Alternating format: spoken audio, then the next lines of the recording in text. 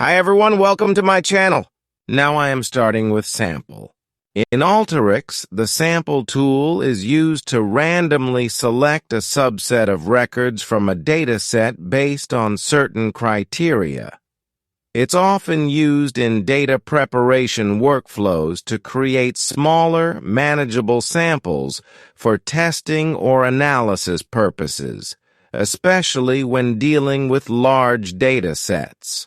The sample tool allows you to specify parameters such as the percentage of records to sample, the number of records to sample, or a specific seed for reproducibility.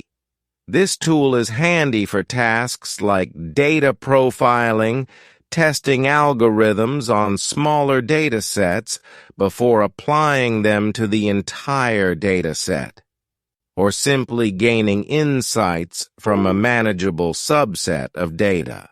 Then after. In alteryx, the sort tool is used to reorder the rows of a data set based on one or more specified columns. This tool allows you to sort data in ascending or descending order according to the values in the chosen columns. The sort tool is valuable for organizing data before further analysis or processing.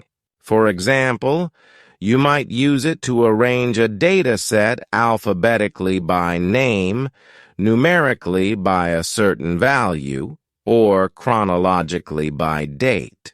It's a fundamental tool for data preparation workflows, ensuring that your data is arranged in the desired order before proceeding with subsequent steps.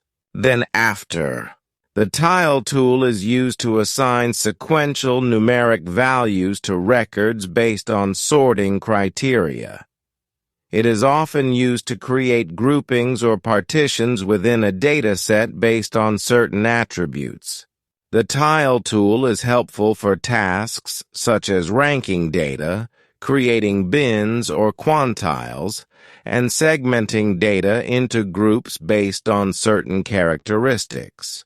Now I will show how these tools are working with sample data.